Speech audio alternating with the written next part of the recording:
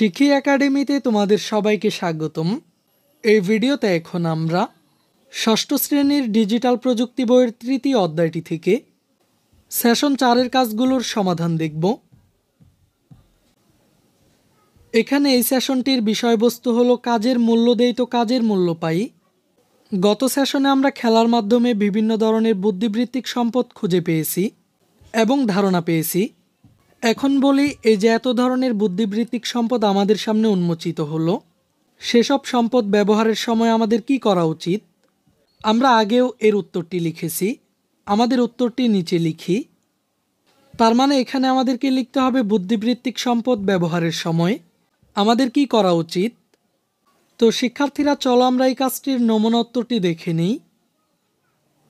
কারো বুদ্ধিবৃত্তিক সম্পদ ব্যবহারের পূর্বে ওই ব্যক্তির বুদ্ধিবৃত্তিক সম্পদের স্বত্বাধিকারীর অনুমতি নিতে হবে।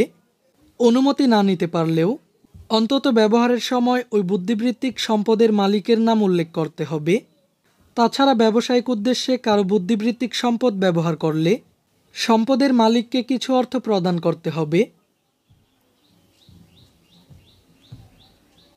এখন চলো আমরা স্বত্বাধিকারীর সম্পর্কে, স্বত্বাধিকারীর অধিকার ও কোথাও স্বত্বাধিকারীর নাম না বললে কি হতে পারে তা জেনে নেই।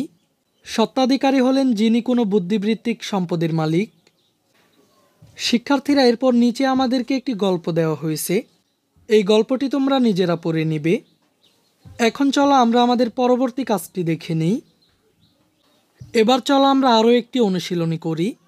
এটি হবে, যদি আমরা স্বত্বাধিকারীর নাম না ব্যবহার করি তাহলে স্বত্বাধিকারী ব্যক্তির কি ক্ষতি হতে পারে। পাশে বসে থাকা সহপাঠীর সঙ্গে আলোচনার মাধ্যমে নিচের ঘরে আমরা আমাদের অনুমানগুলো লিখি।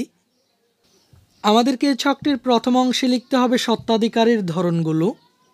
যেমন আমাদেরকে এখানে 3টি উদাহরণ দেওয়া হয়েছে। এগুলো হলো গায়ক, লেখক, গবেষক।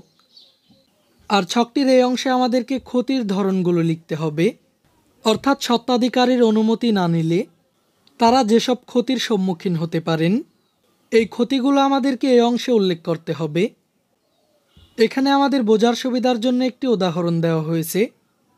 তো শিক্ষার্থীরা, চলো আমরা এই ছকটির একটি নমুনা সমাধান দেখে নিই। প্রথমটি হলো গায়ক। এখানে স্বত্বাধিকারীর অনুমতি না নিলে যেসব ক্ষতি হতে পারে, গায়ক গান গাওয়ার আগ্রহ হারাবেন, তিনি আর্থিকভাবে লোকসানের শিকার হবেন।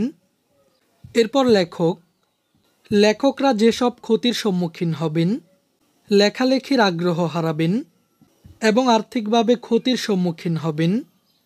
এরপর গবেষক, গবেষকদের গবেষণা করা তত্ত্ব একটি বুদ্ধিবৃত্তিক সম্পদ, কিন্তু এই বুদ্ধিবৃত্তিক সম্পদের স্বত্বাধিকারী যদি না থাকে তাহলে গবেষক গবেষণা করতে নিরুৎসাহিত হবেন।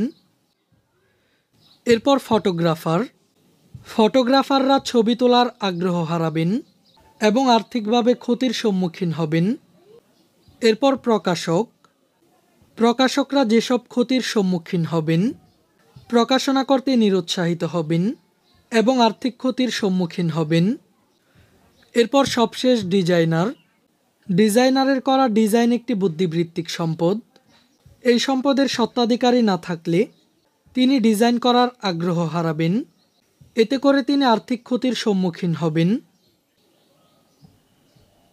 এরপর পরবর্তী এই বিষয়গুলো তোমরা নিজেরা পড়ে নিবে। এই ক্লাসে এই পর্যন্তই। পরের ক্লাসে আমরা সেশন 5-এর কাজটির সমাধান দেখব।